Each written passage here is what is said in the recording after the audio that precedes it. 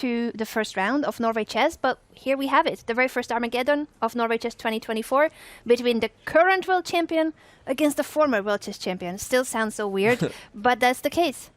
Yeah, I hope that everyone at home is as hyped as we are. And we get the handshake. We are off. Armageddon time. We're going to get a winner. Here we I think that's c4 on move 1 with e5 and g3. If I'm reading, yes, I am, the board correctly. And h6, that's a flexible move we talk about. Kind of a fun little way to get your opponent out of prep. And just like that, getting a little bit of time off of that precious clock if you're Magnus. And the time is so important. There is no increment until move 41. So Liren has 10 minutes, Magnus Carlsen 7 minutes, and White needs to win. In case of a draw, it counts as a victory for Black. That's what the Armageddon format is about. There is going to be a winner. Break it down for us, David. What do we got here in the opening? Yeah, we get what I call a reverse Sicilian. It started with the English opening, but whoa, Magnus doing some weird stuff, and this bishop's just moved for a second time. I was going to say, Danny, your h6 move, the one you mentioned, it's nice, it's flexible. Magnus has actually played it before very recently in the Grand Chess Tour, so a bit odd to see Ding pause there, but even more odd is this last move, moving a piece twice in the opening with Black, breaking all the rules here. We've talked about this, with Magnus so much in his career that he had this reputation early on, David, as like, he just wants to take you into the dark forest and avoid prep. And I remember Fabiano said, and many have backed this up, they underestimate how well prepared you have to be to do that, to choose dubious moves that are not very well known, where you know you're not giving your opponent a crazy edge. And look at that. It's not that big of an edge for White. Probably it's as big of an edge for White as a mainline English. But what did he do, Anna? He got almost a minute off of Ding's clock. That's the kind of practical stuff that favors Magnus a lot in these types of tiebreaks. I fully agree with you. It's a great choice for Armageddon. He's going for not the best moves as per, I guess, engine definition, but very practical decision, very practical for what the Armageddon format is about. And chipping away a minute is huge when you start with 3 minutes less on the clock. But David, I can see you itching to show what Ding is doing with King H2, maybe preparing F4. At least going for an aggressive line is in store here, right? F4, maybe the knight comes to D5. If you're Ding Liren, let's go, right? Let's get aggressive. Exactly. This is a dream start in a must-win situation for Ding, and there we go. F4 for the score, as they say. And, I mean, I'm going to drop an emoji here just because this game is heating up right now. Whoa! And F4 is hype. I agree. F4 for the score. Shout out to Canty. Exactly. Just keep going. F5. There we go. Ding, he's doing what he needs to do. You have White, you have more time, you've got to put the opponent under pressure. Got to ask the opponent what they're doing. What's the Black King going to do, Anna, here? Magnus has one good piece, but do you think that's enough to keep the position, the knight on D4?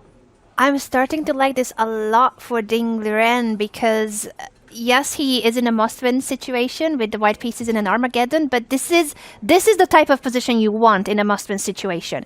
It's complex, you've got the advantage, you can start throwing pawns against the opponent's king. I don't think Magnus will castle kingside. That seems like it would be suicidal with the pawn being pushed to f6 and also g4, g5 in the air. But if he cannot castle kingside, as you mentioned, to the queen side, if you can. There we go. Well, the board's moving over in real time. It's magic. Welcome to the chess.com broadcast here. We get the board on the right side so that we can keep everything in clear view. And I think castling short is off the agenda, right, David? If you castle short right now, especially, Ding throws f6 and asks questions later, right? The whole king side blows open.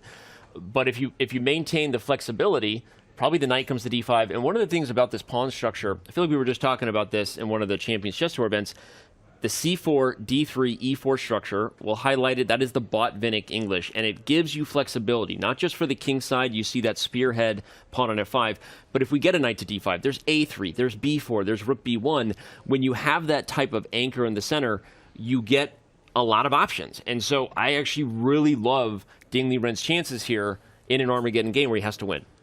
He has slowed down. He has frozen. He spent, a minute and a half or so on this one move, and you cannot really afford that luxury. He's choosing a plan, as Danny, as you mentioned there. He's really flexible. He goes for rook b1. That's kind of tried and tested method here. But what is Magnus going to do? Continue to develop? Bishop to d7 immediately. He is developing on the queen side, and b3 by Ding Liren. I think he's playing too slow. I agree with you guys that he needs to speed up. His time advantage is evaporating, and it's crucial in Armageddon that you try to keep that time advantage as white. It's hard to switch. They've just played a classical game, and now they are playing a lot faster time control. It's not an easy thing to do with just a 10-minute break, but they know that that's the format, and they both have played here before many, many times. I love what you just highlighted, David, too, with B3 was played by Ding because A3 would have been met by A4. Just a sneaky, fun thing for just how advanced the little maneuvers, the footwork was by those two players on the queen side. But Magnus strikes with B5 because he says, I'm going to get aggressive here before you have a chance to do your knight D5, A3, B4, Botvinnik English structure I talked about. Yeah, and now the kind of Magnus is saying a lot with this last move. He's saying the black king is never going queenside either. So it's either going to have to castle into the line of fire a bit later on, or he's going to try and stay as flexible as possible for the near future. And here we go. Ding goes for it. I love it. Attacking move. He was attacking the G7 square, duly defended by Magnus. And if he can keep the threats coming, then I really fancy Ding. But the clocks are nearly leveled out. And yeah, Magnus, again, he's asking these difficult, unorthodox questions every single turn. He is, and he doesn't mind that he has lost the right to castle. He moved his king to D7, meaning that his H8 rook will be stuck in the corner for a while. But it is such a complex position, and the only side of the board where there's some immediate action is the queen side. I totally agree. Notice the shuffle of the queen because you want to unpin that pawn on F5. And I was going to highlight, Ding Liren was threatening F6 because of the bishop and the queen ganging up on that H6 pawn. Magnus says, no soup for you, my friend. I'm going to stop that F pawn where it stands. And back to Anna's point, if the king side really is going to be this deadlock, David, then the queen side is going to be where all the action is. Yeah, that's right. And that's where Magnus, as you mentioned, got the head start first, pawn on B5. So yeah, suddenly this beautiful black knight on D4, you really want to remove it. And Ding goes the whole way back with his queen. Indecision here, he's lost his time advantage. It's just a pure blitz game. Pure blitz game, it's completely even, the time situation. A 3-minute time advantage completely gone. Danny, what do you think about this queen move back to D1? I was going to say it's a pure blitz game, but black has draw odds. So we're right. Yes, it's a pure blitz game, but let's not forget, it's not a pure blitz game. It is Armageddon and Magnus Carlsen. But I was about to say that because look at B4, David. We're playing checkers now. Yeah. Now it's not an insult, it's a compliment. He is closing up the board. This is a checker structure, and Magnus is going to be like, where's the breakthrough, buddy? Draw. Yeah, white's pawns are all on light squares. You don't control the dark squares. As long as Magnus's king never kind of finds itself in any danger, Magnus has got this in the bag. I would actually take this knight off the board. It's a block position. Knights are better than bishops. And then you can almost guarantee a dark squared bind for the rest of the game, Danny. And if black takes he doesn't. Wow, I'm surprised. Back to A7. I was thinking of bishop takes A4, but Magnus prefers to keep the bishops on the board. Maybe his thinking is, I can take the knight on A4 anytime, and that knight on A4 is not doing much. It doesn't have where to go, and if you need to maneuver it somewhere, it can only move to B2, which is a lot worse of a position for the knight. It's going to be very hard for Ding Liren in a must-win situation. His only pawn break would be to try to push G5, G4, H4, G5 somehow in the right moment. But I think that's a great plan to highlight because we shouldn't make this, all a one-sided affair. And Ding Liren hears you. Just kidding. He doesn't actually hear Anna downstairs. We are soundproof. But G4, H4, G5, that is really the only plan, David, unless we're missing something. You're all in on the king side if you're Ding Liren here. Yeah, and this one, I mean, if it were just a normal game, you could imagine it going 50 moves before the next big pawn break, a lot of maneuvering. But here we go. Magnus is just trying to block up. He's blocked the whole center now, the whole queen side. It's a one-track mind, and cemento, as Peter Lecco would say. All the white pawns were on white squares, and all the black pawns were on dark squares. King to E7, the delayed pawn cloud is on the board, and the king is running to the queen side. It's a deadlock position, like I said. We play in checkers. We ain't playing chess here. And in this case, it's actually a compliment to Magnus Carlsen's approach. His sort of devious little tricky opening that we talked about earlier. Now it's in the rear view, getting a deadlock spot where, I mean, look, black is in control in many ways of that breakthrough because when G5 happens, black gets the choice to take first, right? And we always talk about that. Whoever controls the breakthroughs kind of controls what you can prepare behind it. And so black is ready if G5 comes. He'll take with the H-pawn, open the H-file first. In the meantime, he's just going to maybe double and coordinate rooks. And I don't want to call GG yet, but I think Magnus Carlsen is about to get an Armageddon victory here. It seems to be the case that Magnus has everything under control and even a slight time advantage. So very tough situation for Liren, who has to win this game because of the Armageddon format. There is no way that draw gives him anything. The draw is a win for black. Yeah, and normally we would advocate flagging here. It might be his best bet, but they get increment very shortly, so that could be a key factor. I actually think White's king at some point will just journey its way over to the very safe b3 square before deciding whether to break open the king side. Oh, that's a lovely square for the king. It's like it's right there reserved for the king on b3 because the pawn is missing from there.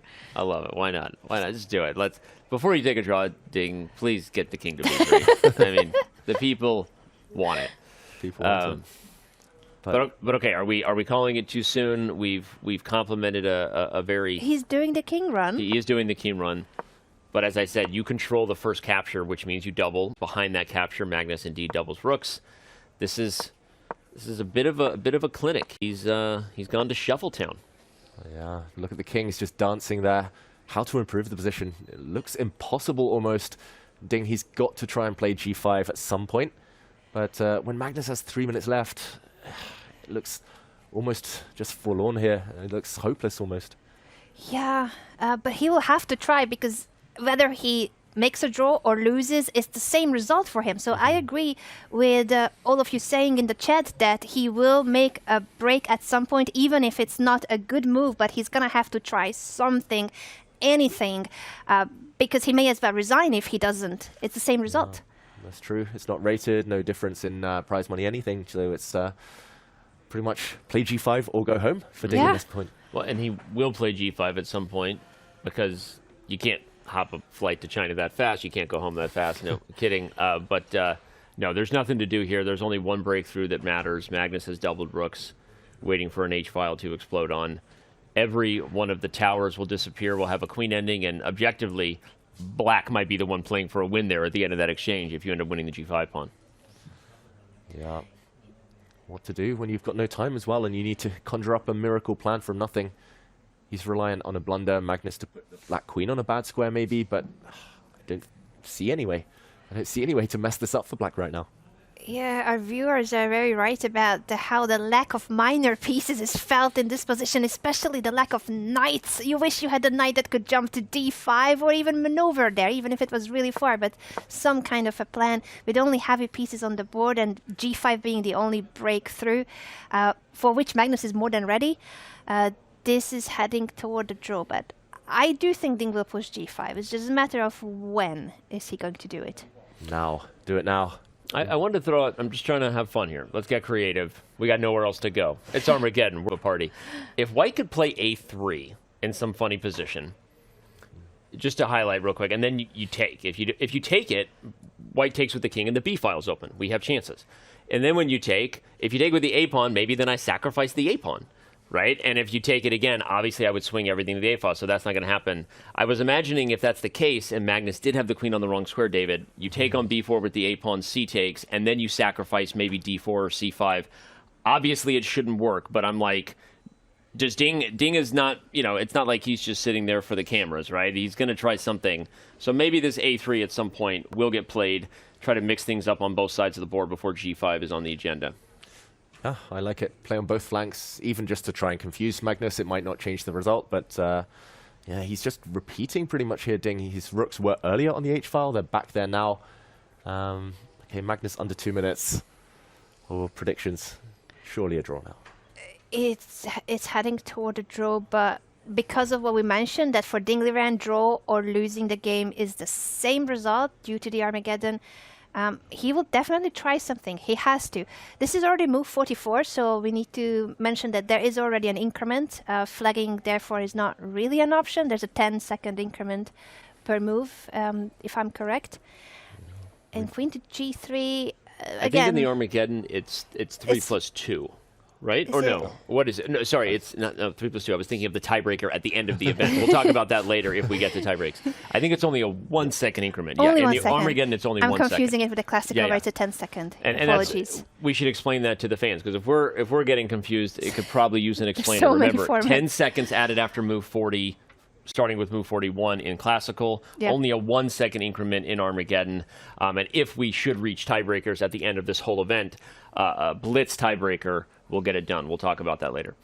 All right. Suddenly Magnus slowed down. He spent 45 seconds on that one move. Yeah. And maybe he was afraid of some d4 ideas, or I don't really see what he's afraid of. But I also want to mention... G5. Okay. Sorry, David, I didn't mean to cut you up, but it's on the board. Yeah, finally. I was going to say, we've had 21 moves since the last pawn push, so time was running out slowly. 50 move rule would have kicked into effect at some point, so G5, like you said, Anna. Finally, it's happening. For those wondering, Ding Liren and Magnus Carlsen have not gone full thinking, man. The cameras are frozen. We are working on it. We're aware, fans at home. Just imagine what they could be thinking about in that position. But no, we will get those cameras back online in just a second, and we're going to keep it right here. In the meantime, as you said, G5. And this could be a simpler queen endgame once the rooks are exchanged, and white will take the pawn back on G5. But like I said, if this happens, if anyone has an edge, it's black. And notice that Magnus has the king on A6, which is smart because it allows moves like queen H3, I think. Okay, even better. Queen H1 threatens mate, by the way. Queen to B1 is a problem. Wow. And Magnus actually spent 45 seconds, we mentioned earlier, putting the king on A6. So he'd seen this a mile off, and white's queen does not deliver any checks. White king has to step back, but this is bad news. Very minimum black's going to get a repetition here, surely, but he might even just pick up all of white's pawns in the process. You mentioned checkers. He's going to win them all in one go. Oh, God. All of them are falling. I love how you highlighted the Magnus with the king on A6. Just highlight that real quick in the queen on D8 to show. The king on A6 means that when that queen came in, everyone, there was no check. That is foresight. That is called thinking ahead. And that's what Magnus Carlsen does. You have the vision to anticipate what could go wrong even before it does. He should take a draw here. He can. But no, he's just going to gobble all the pawns. And Magnus Carlsen gets an Armageddon victory. Yep, he's on the brink now, and wow. He doesn't want to repeat. He wants more. He brings the queen back.